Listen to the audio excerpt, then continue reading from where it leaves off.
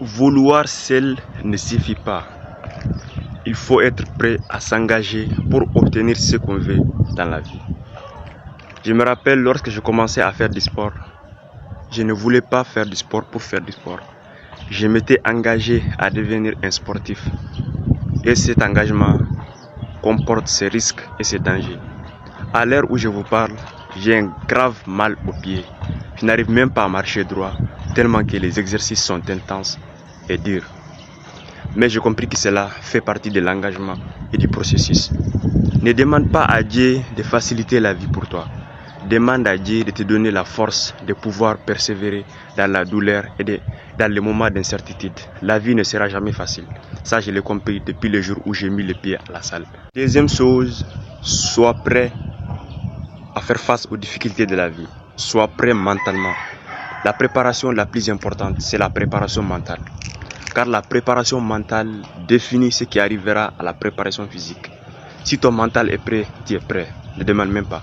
Ton corps suit là où ton esprit va. Si ton esprit ne peut pas aller quelque part, c'est impossible pour ton corps de se lever seul et d'aller. Parce que ton esprit est au contrôle de ton corps. Donc comprends une chose, la préparation mentale est la préparation la plus importante. Le cerveau est l'arme la plus puissante. Comme le disait Sagduru, si ton cerveau travaille avec toi, même si le monde entier est contre toi, tu t'en sortiras. Mais si ton cerveau travaille contre toi, c'est fini. Car la puissance de ce cerveau va s'abattre sur toi. Troisième chose, sois prêt aux critiques, au dénigrement des gens. Sois prêt. C'est encore une préparation mentale. Car les gens vont essayer de te décourager de toutes les manières que ce soit, de toutes les manières qui soient, pour que tu laisses tomber tes rêves et tes objectifs. Généralement, ceux qui font ça, ce sont des personnes qui n'ont pas le courage de faire ce que toi tu fais, je te jure. Ceux qui font plus que toi ne pourront jamais perdre une seconde de leur temps à essayer de te critiquer ou à te remettre à ta place. Ils ont plus de chats à fouetter. Ceux qui font ça sont généralement les personnes qui n'ont rien à faire. Ce sont celles qui sont assises dans les grains, celles qui sont, c'est-à-dire qui vivent le jour au jour. Donc pour elles, l'objectif, c'est d'empêcher les gens d'atteindre les leurs.